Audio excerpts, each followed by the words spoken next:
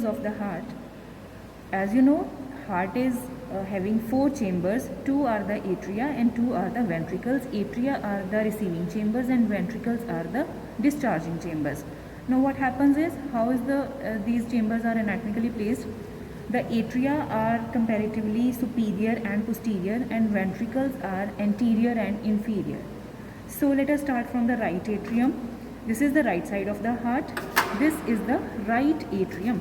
This bluish part is the right atrium, and within the right atrium, this vessel opening into the right atrium is the superior vena cava, and inferiorly from the lower part, inferior vena cava is coming. So superior vena cava and inferior vena cava, they open into right atrium. This is right atrium. Below this right atrium, we have this right ventricle. This whole part is the right ventricle. Then this is the left atrium. Left atrium is completely hidden from front side because it is overlapped by the vessels arising from the right and left ventricles. So this is the left atrium. Within the left atrium, we can see the openings. These are the openings of the pulmonary veins which bring the oxygenated blood from the lungs. So this is the left atrium.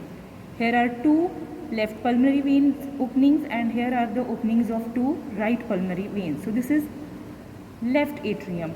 Left atrium opens into the left ventricle. So this whole part is the left ventricle.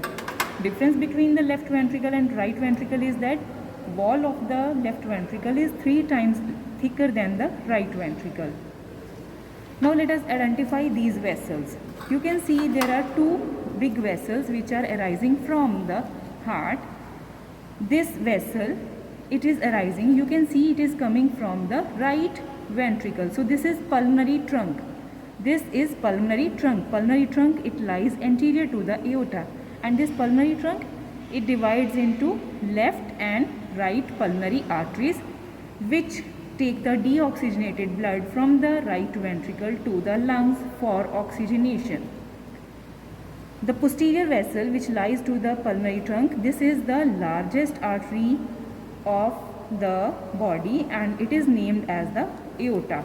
So this is aorta. This aorta, you can see it is coming from the left ventricle.